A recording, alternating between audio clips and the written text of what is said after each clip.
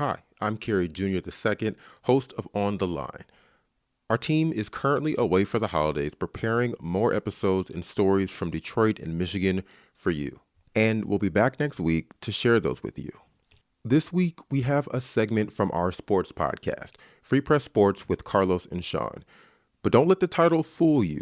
Yes, it's a sports podcast, but they also discuss news, culture, and more. Check it out. There's something that you're not saying. It's part of the game you're playing. I'm trying to understand it, but this ain't the way I play. Hey folks, welcome to Free Press Sports with Carlos and Shawn. Carlos, we have a distinguished guest today who we're going to get to. You mean old? Oh, well, okay. Is that what we mean by distinguished? We just mean old? Yes. Who apparently retired at the Free Press after a 75-year career. But nobody told him. I know, because he keeps working and he keeps writing for us. And shoot, I mean, if we didn't have him, we wouldn't have any subscribers. On top of that, he is somehow despite his full-time job, found time to write a book, which I'll introduce that in just a second. But let me just say, we're gonna bring in Mick McCabe, who is the man, the son of Swami. I actually think he's the Swami too. The legend of high school sports and everything. Nope. What's that, Carlos? Nope. Oh, Mick. Oh, see, yeah, Mick's not even gonna wait. Go ahead, Mick. Go ahead. He's Mick. not even waiting. Hal Schramm is the Swami. I know. House Rams. That's true. That's true. There's the great Mick McCabe. We're gonna talk to him, Carlos, about his career, his best stories. The book, which is called Mick McCabe's Golden Yearbook. It's 50 great years. I would question great, but 50 years of Michigan's best high school players, teams, and memories. And Carlos, let me just give you a little a rundown here. It features every All-State Dream Team from 1970 to 2020. It includes Mick's favorite players, teams, and stories. I didn't know he had any favorites. It's a hardcover, and it is heirloom quality. And just to give you a sense of, how about a quick brief review here? A couple of them. Here's some of the reviews so far. The best book ever published.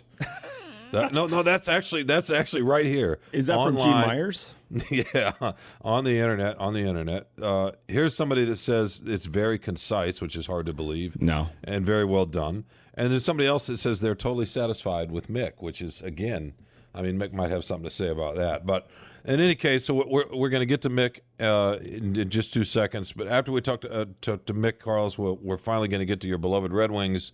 And that's our show. I mean, we don't need anything else other than Mick, really. So let's bring our main man in here. Welcome, Mick. Thanks for joining us. Oh, it's just a pleasure. I can tell. I can hear it in your voice already. Yes. So let me start, if that's okay with you, Carlos. Mick, how did this book come about, and was it your idea? Did somebody else suggest it? And just tell us a little bit about. Yeah. It wasn't my idea. I had no ambition to write a book at all.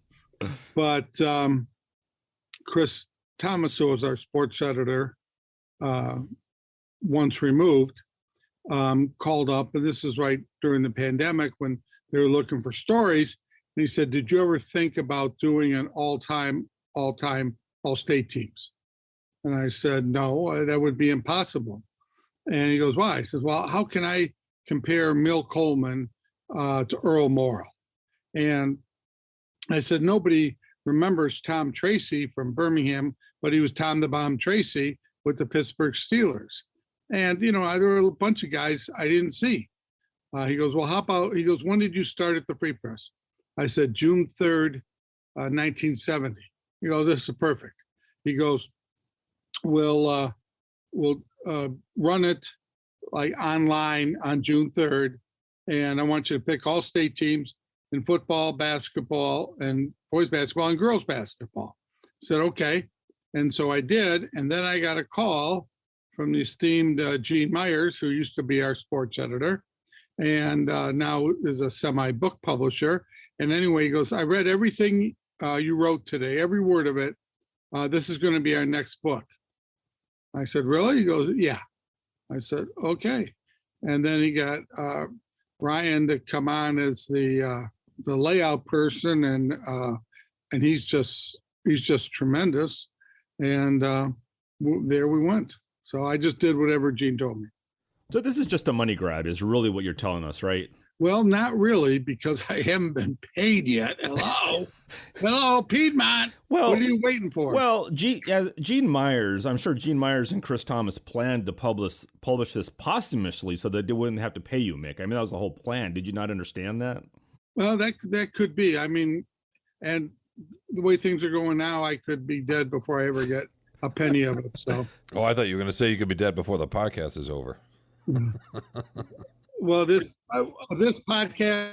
Oh, did he freeze? No, I'm right here. What the hell? What were you going to say? This podcast, what? Will kill me.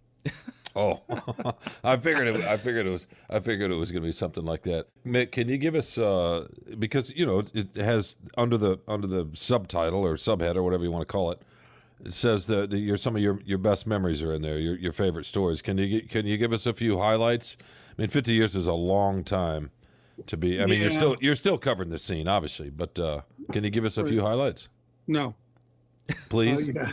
I have a question for Mick, actually, because I was reading the description about the book, and I'm not sure if I saw this in there, but my question is, and it's a lot of years, a lot of athletes. Did you have a favorite athlete that stood out?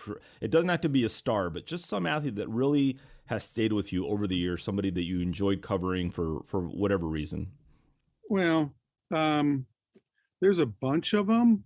For instance, Krista Clement, who from St. Ignace, who went to Michigan and played basketball there, and Jim Abbott was just an incredible person, and Tyrone Wheatley.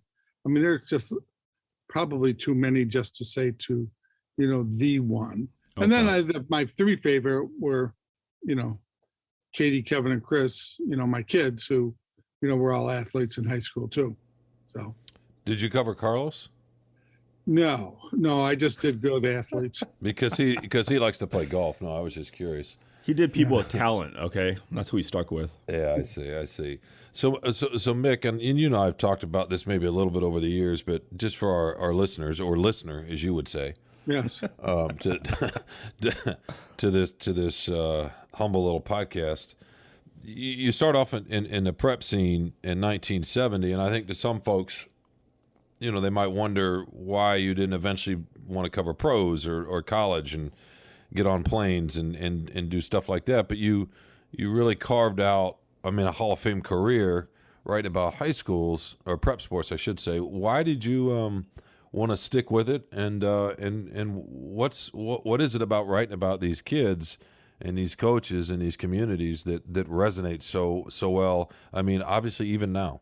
Well, number one, I did make a 4-game West Coast trip with the Tigers, and we went to Kansas City and Seattle and Anaheim and some Oakland, and it was almost 2 weeks long, and that was just ridiculous. I couldn't see doing that. I just had no interest in that. And colleges, I always covered some colleges. There was a lot of it when I covered Michigan football for a couple of years, did a lot of Big Ten basketball and the Mid-American Conference football and basketball. But the main thing is I just like doing high school athletes. I had 3 kids of my own. I just wanted to be around them. They probably didn't want to be around me, but that's why they don't live anywhere around here. I wanted to, and I like the high school kids. I mean, see, most places I go, they're happy to see me. Okay, that's at the high schools, where that isn't true at a lot of anywhere else. Yeah. And then the kids are great. They're honest. They haven't figured out they're supposed to lie to the media, so you get a lot better stories from them than you get other athletes. Shawn, if you had bothered to read Mick's farewell retirement column in 2016, that's exactly what he said, was that he didn't like the travel and he liked talking to the kids and all that stuff. And by the way, when he retired, he said that it was in July 2016. He said that was his 197th story of the year, just in July. Shawn, have you and I written 197 stories in our careers?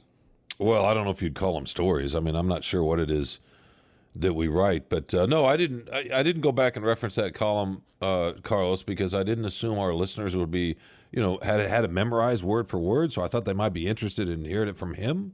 That's kind of the point of a podcast. And You know, actually, what I did was I kept track from the beginning of the school year to the end. So really, that was like August until December, because I retired in December. Oh, that was it. Okay, I'm sorry. Yeah. I saw the published date was different on So online. yeah, so get it right, Carl. So that's 4 months, or that's so 197 stories in 4 months, or what our great former colleague Mark Snyder would have written in 3 weeks. Yes, absolutely. When he was covering Michigan. All right, what's your next question, Carlos? Well, I want to know, does Mick acknowledge that you and I are full-time employees, Shawn? Because he's always said we're part-timers. I want to know. Well, I thought the only reason I came on this podcast was I was hoping to really make it something special, and the Free Press might say, hey, we might as well hire those two guys full time. So I was just doing it to help you guys out. You guys are really full-time employees. Wow.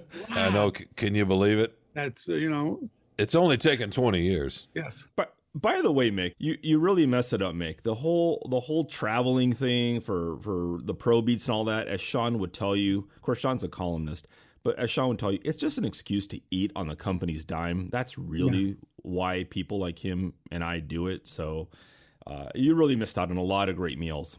That's okay. I haven't missed out on any meals really. So the quality might be a little different. That's all. No, but Mick, seriously, you that 2 weeks out to California, Kansas City, out in California and back, gave you enough of a sense that wasn't for you. No, definitely not. And that was before we had kids. Although our first child was born about 9 months after we got home that night with the Tigers. Coincidence. Yeah. So no, can we go back to the question, and can you talk a little bit more about what's in the book? I mean, because I want to get back to your memories, and I mean, it's not just to games or specific athletes, but can share some of the stories? Give us a couple of stories out of the book that have stuck with you all these years. Well, I was talking to Jim Abbott, and because he was the backup quarterback at Flint Central, and the starter became academically ineligible, so they needed him. And he threw like 4-5 touchdown passes in the game. And I thought the last question I thought was going to be, do you play any other sports? And he said, yes. I said, really, what? He goes, baseball. And, being a bit of a smart ass, I said, what are you, a pitcher? He goes, yeah. I said, you're kidding. He goes, no. I said, are you any good? He goes, well, I'm kind of being recruited. I said, really? I said, by whom? He goes, well, Michigan State, Western, Eastern, Central. I says, well, Jim, everybody gets letters. When they actually ask you to come visit, then they're genuinely interested. And he said, I visited Michigan last weekend. And this is in the Sabo, Larkin, Hal Morris era. They were unquestionably the best baseball program in the Midwest. So when I hung up with Jim, I called Bud Middaugh, the coach of Michigan, and said, hey, are you seriously interested in this one-handed pitcher from Flint Central? He goes, oh, Jim. He goes, yeah, we think he might make a good relief pitcher. Well, he was a lot more than a good relief pitcher.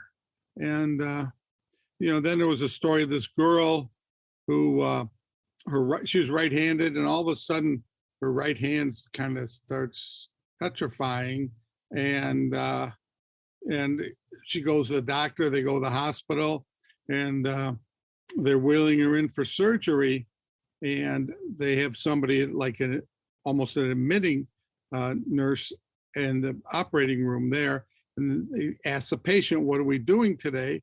And she looks at the doctor and looks back at the nurse and says, we're chopping off my right hand and wrist and arm. And so she was, but a few months later, she was playing basketball again, learning how to play left-handed. And then there was this kid at DeWitt High School, and they were playing Mason. And before the game started, the DeWitt coach says, hey, whichever way this game goes, if if it's out of hand, we'd like to put, we have a special needs kid. We'd like him to put him in the game and just tell your guys not to hit him or anything, because, he won't know how to function out there, but we just want to get him in the game. So he says, yeah, okay. And DeWitt's killing him. So the coach signals over it. When putting this kid in, they're moved into wide receiver. And so he tells the defensive back from DeWitt, watch him, he just don't hit him. And the guy says, why don't you throw him a pass? The kid says that to the coach, and he goes, okay, that's great. He goes, but don't tackle him. He'll probably just run right to you. He goes, tackle him? I think he's going to score a touchdown. So the kid catches it, and he starts going, and this kid is leading him along. And he said, yeah, I had to make sure none of our linemen come up and smack him, because, those guys aren't that smart. And leads, scores this touchdown. And it would just came from a kid. And so that was a pretty neat story to do. And, then there were, other ones, like serious ones, like the Ed Martin investigation and stuff like that had some real consequences too. I have a question for Mick about that. Is Carlos, 1 sec. Can I ask a quick question? Sorry about this, Carlos. Mick, can you stick around for a second section? Yeah, whatever you want. Okay. And Carlos, you can answer that. Do I get paid double then? Yeah, we goes up. Yeah, well, yeah, no problem. And Carlos will start that second section with that question. We have to take a break though, Mick, because I don't know if you want to call them sponsors. I don't know what Tad would call them. Suckers. Okay, how about that? We got to tend to the suckers and take a quick break, and we will be right back with more Mick McCabe. To listen to the rest of Mick's interview and other episodes of Free Press Sports with Carlos and Shawn, head to any podcast app or to freak.com. Thanks for listening. See you next week.